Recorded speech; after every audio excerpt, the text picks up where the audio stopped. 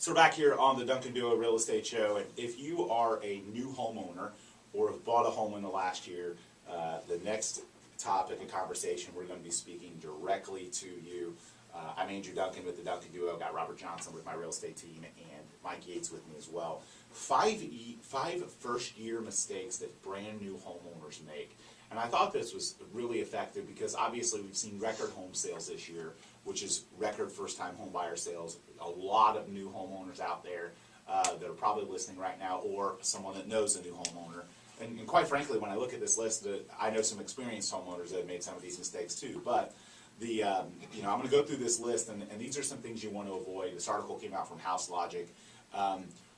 Always going with the lowest bid is a mistake. So in other words, you price out getting repairs or improvements done to your house, and you go with the lowest person. So I think just like real estate agents, just like cars, just like anything else, that has differences, you get what you pay for. In our experience, when you go for the cheapest person, oftentimes there's a lack of quality or a lack of experience because they charge less, or they're cutting corners like using inferior products, or they're not filing permits. And I can tell you firsthand that could really come back to bite you when you go to sell your house if you had improvements done or repairs done and they weren't permitted, because it can crush your home sale. Right. Read reviews too. Yeah, read reviews is a big one. And if they don't have reviews, if they're just Johnny Smith that has his handyman truck, that's another one that can just be really cautious. Now, if you know someone or it's a personal referral, that can maybe, and they're an independent, just kind of handyman guy, okay, but you just have to be really, really cautious. I can tell you there's a lot of, that's why there's TV shows geared around contractors that scam people. There's TV shows geared around it, so you know how common it is. And it's hard to police it. So, going with the lowest bid is a mistake. And a lot of times it's an upsell thing. So they're going to bring you in at a low price, and then during the job, they're going to find that because they didn't do a thorough enough job vetting the job when they took it as a quote, they're going to find more stuff and they're going to upsell you. So the initial quote doesn't end up always being the final price.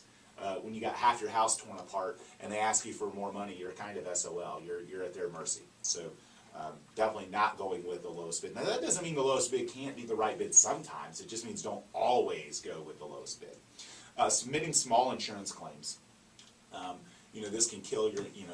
If you're talking about repairs that are just slightly over your deductible, may not be a good thing to do. And I think that probably applies to a lot of insurance. I've got high deductibles on all of our policies intentionally, and that's certainly not the path for everybody out there, depending on their financial situation. But if you've got a repair that's going to be a little bit over your deductible, you probably should file a claim on it. Yeah, I think a lot of people don't realize that if you do file a claim, that it can end up making your homeowner's insurance go up, for instance. So, is it worth it? And especially filing a claim and then finding out after you file the claim that the claim amount or the dollar amount for repairs is less than your deductible. Exactly. Anyway, now you've just notified your insurance company you've spent their money, right, and your rates could go up from that. So, exactly. Or the insurance company comes out and looks at your house and finds something else they don't like. Right. Absolutely. So. Definitely be cautious about that. Now, certainly if there's an emergency type or a really high dollar situation, yeah.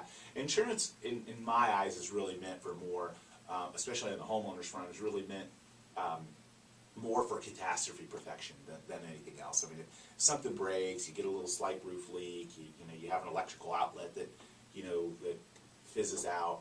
Stuff like that to me is just not stuff that I think makes sense to file an insurance claim. We don't. I can't remember. I think the only time I've filed an insurance claim is when somebody drove through a freaking house. Like literally, I had somebody drive through a house. I filed an insurance claim on that, but I can't remember the last. That's kind of a. That's a major, yeah. That's a major one. But yeah, that I don't. Didn't that happen multiple times? Yes, it did.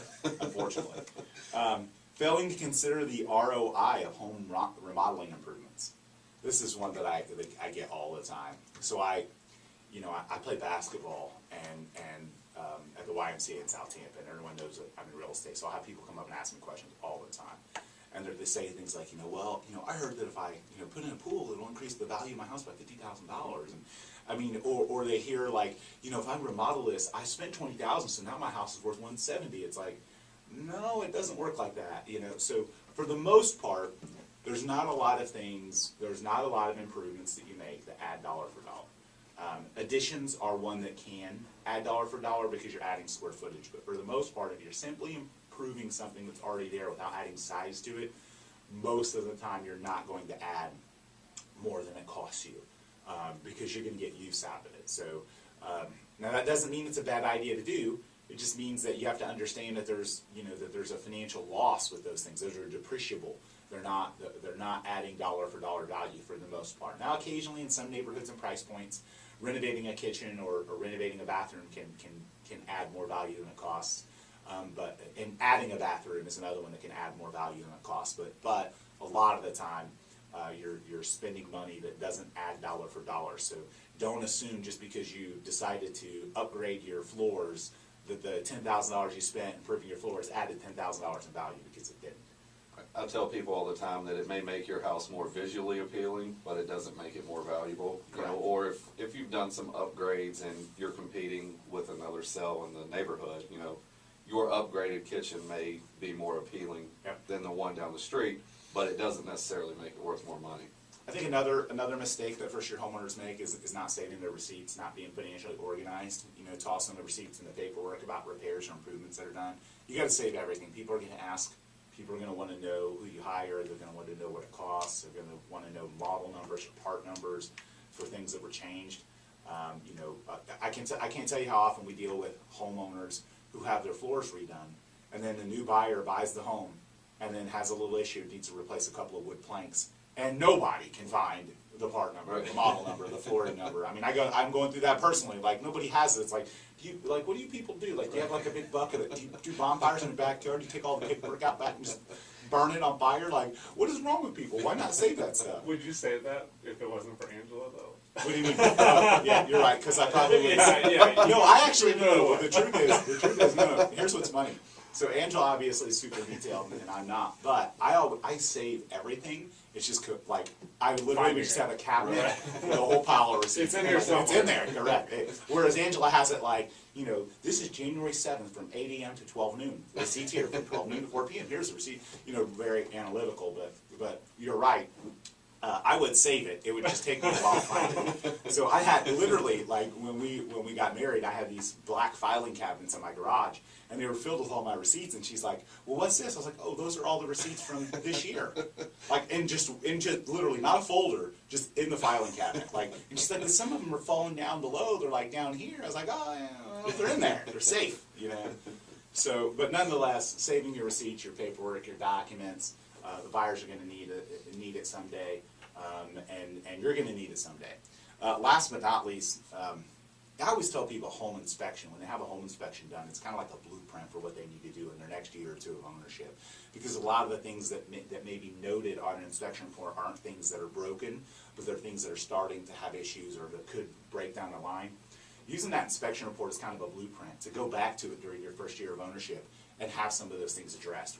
The house we're in now, during the home inspection, we found that there were some bolts, some of the bolts on the roof had rusted out. We knew we were going to have to replace them, so we did it recently, and so they're not things you have to do immediately, but the things you need to pay attention to. So going back and referencing that inspection report to take care of some of those maintenance items that could turn into major repairs or issues if you don't address them sooner. So that's another mistake first-year homeowners make, is that they get the home inspection done, they renegotiate some prices, but then they never address the things that they renegotiated for.